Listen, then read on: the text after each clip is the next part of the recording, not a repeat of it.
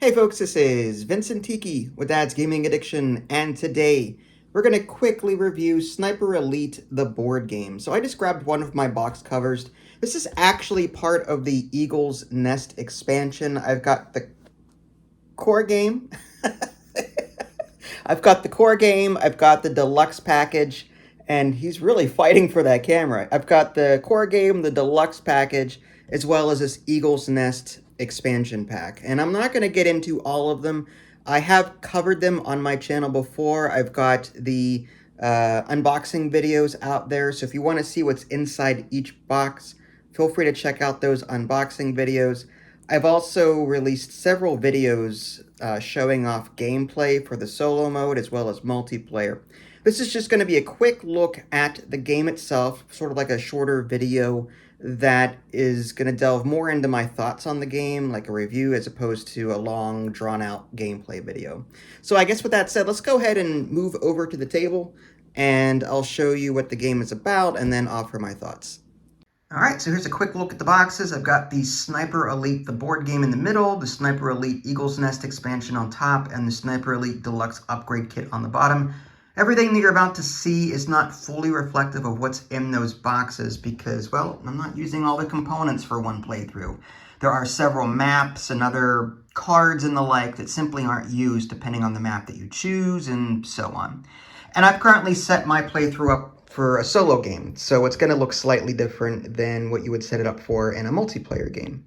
So, for those of you that are completely new to Sniper Elite and just don't feel like watching one of my other videos, you, at least in the solo version, you're going to take on the role of a sniper, and your objective is to complete, well, 2 objectives on the board, and that's what these numbers are. So you've got a 7 there, you've got an 8 there, you've got a 5 here. There are numbers scattered all over the board, and you're going to take the playing cards for that map. They're just different suits. You're going to take the playing cards, shuffle those up, and you're going to deal 2 of different suits. And those are the objectives that your sniper has to get to and complete before their time runs out or before they are shot to death, before they run out of health. In the solo game, they have a stack of health. It's completely different than in multiplayer. In multiplayer, typically if you get hit twice, you're out. But in single player, in the solo mode, you have a stack of tokens that as you take hits, you add them to your bag. These are pretty much all bad. You've got these recoil tokens here, you've got noise tokens there, all of which, you know, do negative things to you should you draw them from the bag. This Carl card is a special card that's in the Sniper Elite Eagle's Nest. There's a couple of these, actually. I think 4 of them, 4 or 5. And instead of just taking on the role of Joe Schmo Sniper, you can pick a special resistance character, and they have different abilities. They also have a different loadout. In the standard single-player game, you have a standard loadout. But if you choose one of these special characters, you have a different loadout that you add to your bag. So that's that. And then you can also start the game with random, these are like items, like that you might find in the video game, the knife, silenced ammo. Some of these, like I believe the knife, is from the Eagle's Nest as well. More items are found here, and you can land on other numbered spaces and loot. So you've got like a trench gun, rock for distraction, S-mine, and so on. So yeah, I'm trying to do this all one-handed, so bear with me. So yeah, this is a bag. I hesitate to use the word bag builder, but you are going to be drawing from this bag whenever you shoot your gun, and that will determine whether or not you hit something or you make a lot of noise. Again, I'm not going to get too deep into the rules there. Now, in the multiplayer game, one player will take on the role of the sniper, and everyone else, whether it's 1, 2, or 3 other players, will take on the role of the German army, Nazi army, and they will either take, if you're playing with 3 other players, it's, one player will take the black figurines and then the yellow and then the red, and they're going to move them around to try and box in the sniper. Now, in the multiplayer game, you don't know, like this figurine is not going to be on the board. Rather, there's a dry erase board that the player, the sniper player has to track their movements. So if you've played hidden movement games before where you've got a separate board and you track your movements there, that's what this is. But if you're playing single player, there's no one to hide from except for, how you interact with the AI's soldiers. So, you can keep your figurine on the board, which is why I have that here. So yeah, multiplayer, again, very different from single player. And over here is how single player works. Ignore the Star Wars Armada stuff back there. That's something I'm working on. But anyway, the single player board looks a little something like this.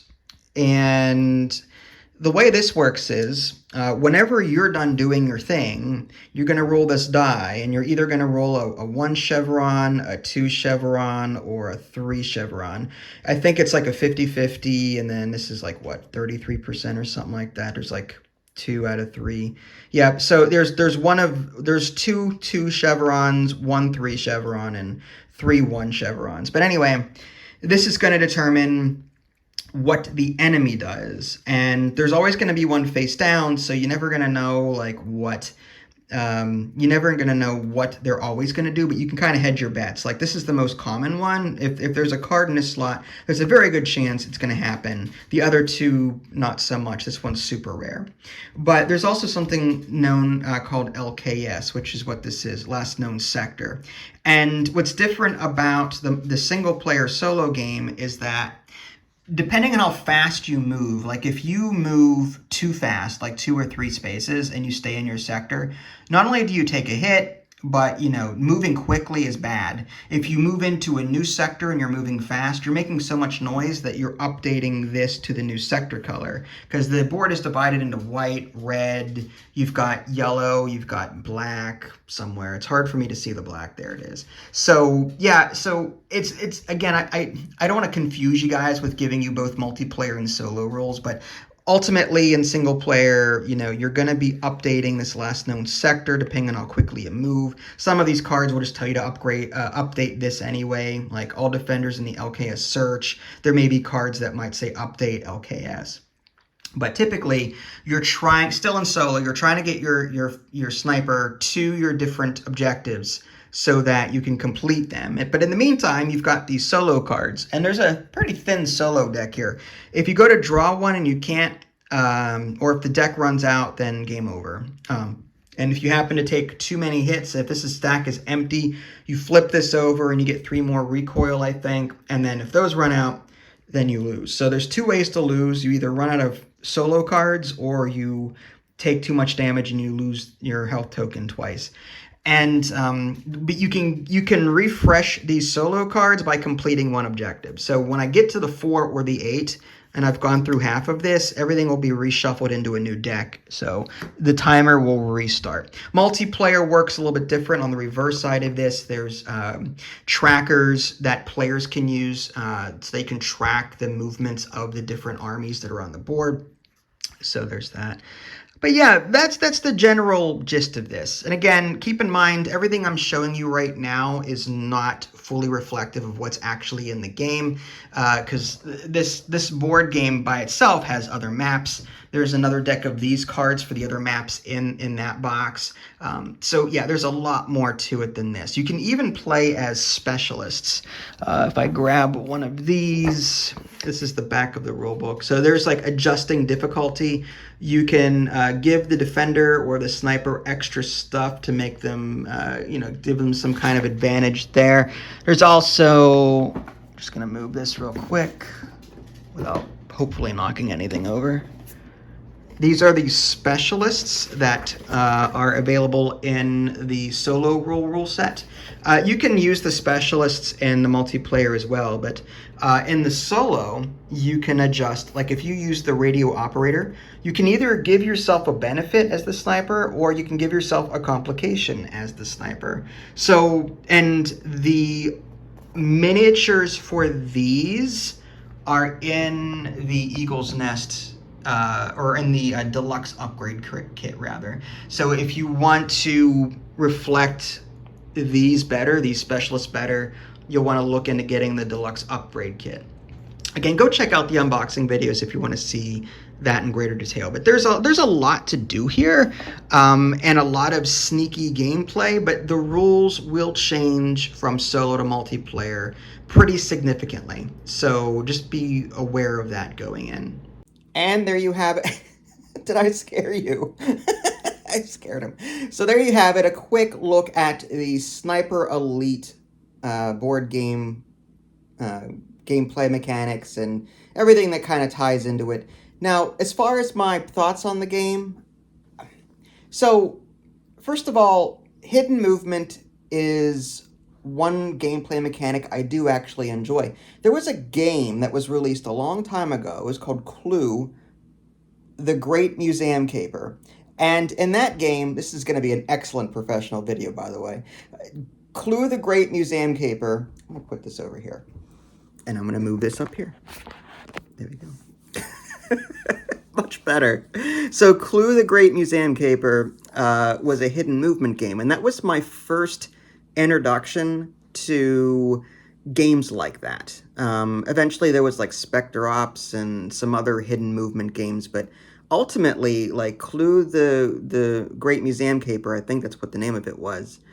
That was my first introduction. And Sniper Elite, as you just saw, has its own hidden mechanics, where, one player is the sniper, the other players are the Nazi army trying to take out the sniper, the resistance. So, like, that part of it is appealing to me. The solo mode plays a lot differently, though, in the sense that, your figure is on the board. You don't have to hide from anyone. It's more about, it's more of a puzzle, the solo mode, and, like, how do you manage your hits? How do you manage, like, the timer? Because your solo cards are your timer, and if it goes on too long without you getting to your objective and completing it, then you lose that way. So you kind of have to, like, you have to, like, both move stealthily but also move quickly to your objective so you don't run out of time, but not, take too much damage moving too quickly and making noise. So, like, the solo mode, I think, plays a lot differently than multiplayer. And you're kind of getting two games in one that way, so I do appreciate the value. So I also like that with the Eagle's Nest expansion, there are new, I don't want to say heroes, but new resistance snipers that you can be that have special abilities. In the core box, you're just Joe Schmo. I mean, probably Carl, if I had to guess. I am currently playing Sniper Elite 5. I've been playing Sniper Elite, the video game, throughout its rendition. Sniper Elite 1 through 5. I don't know if there's a 6 at this point or not.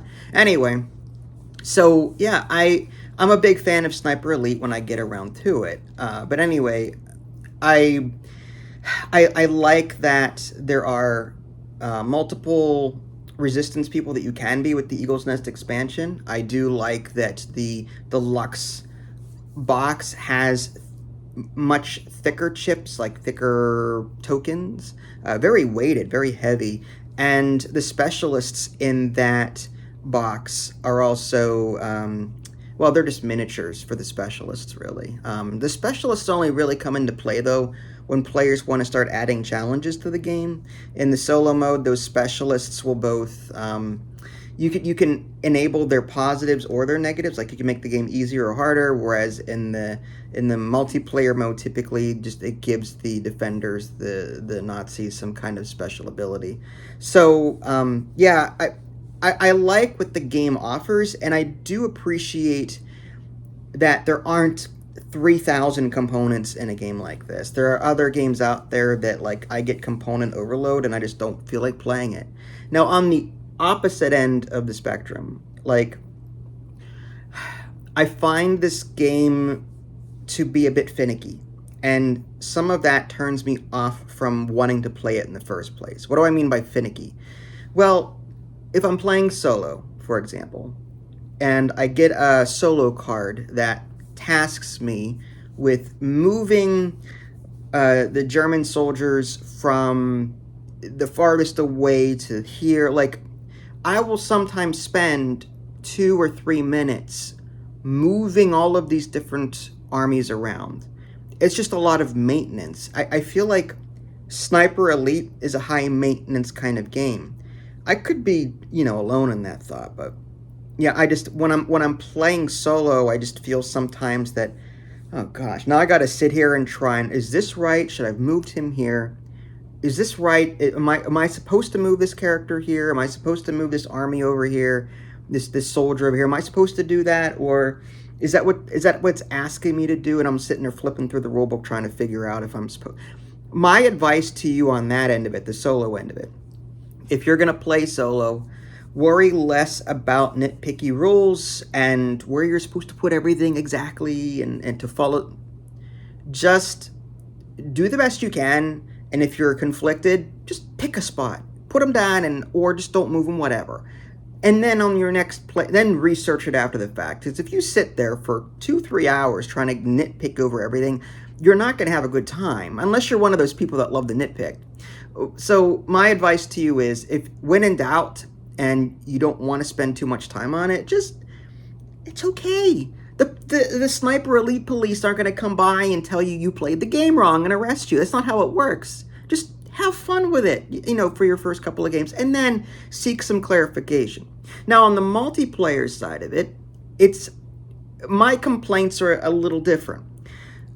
I recommend that newcomers play as the German army first, or the Nazi army, because if a new player is not fully aware of the sniper rules, then mistakes can happen, which makes the German army not really know where the sniper should be, even though they should be there. So, for example, Ida Lee was new to the game and was playing as the sniper. Now, I had boxed her in, but somehow she got away from me.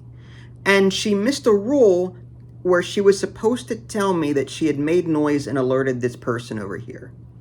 So here I am thinking that she's boxed in, but she's actually somewhere else in the environment. I'm like, there's no possible way she could have gotten there because I didn't get notified that she did make noise near this person. So that could actually ruin the gameplay experience for both people. So there's two sides to this. Like single player, there's a lot of maintenance. On the multiplayer side of it, where do you think you're going? You're the star attraction. Yes, you are. So yeah. So yeah, on the single player side of it, there's high maintenance in my opinion. And on the multiplayer side of it, there's a learning curve. And if one player messes up, especially the sniper, it will ruin the experience for both people. Again, with a learning curve, there's going to be, games where things get messed up. Hidden movement, where folks rely on being honest with each other when the time comes. But if you're not honest with the other player, or you forget to tell the other player that you did something that they should know, that'll mess up the game. So I just, if you're going to buy this, just proceed with caution. And watch some gameplay videos. Like I said, I've got the unboxings, I've got the gameplay videos out there. But ideally, this is not my favorite hidden movement game. It is a good one. I'm not saying it's not a good one. I'm saying it's not my favorite for the reasons that I've already listed. Because there are other games out there where I can just draw one Atomic card and follow the instructions, and that's it. Then it's my turn again. This game, again, requires a bit more, more maintenance. So, yeah, I still recommend this game. If you're going to buy it, stick with the core game first, and then maybe buy the expansions later. The Eagle's Nest adds new maps and the extra characters. The deluxe is just the premium tokens and the miniatures for the specialists, not necessary. The tokens for the special, or the tokens in the core game for the aim tokens and the recoil and the noise, all of those, they're not paper thin. They're actually decent. So we really don't need the premium pack, in my opinion. But so if you're going to get an expansion, maybe go with the Eagle's Nest as opposed to the premium stuff. But you do you. I'm not telling you what to do. I'm just giving you recommendations. Thank you for that. Appreciate it. So anyway, that was Sniper Elite, the board game. Go check it out. Again, this is the Eagle's Nest box. Look for the actual core game. It says Sniper Elite, the board game, right on the box. This is Vincent. Tiki. Tiki. Thanks for watching, and we'll catch y'all next time. Take care.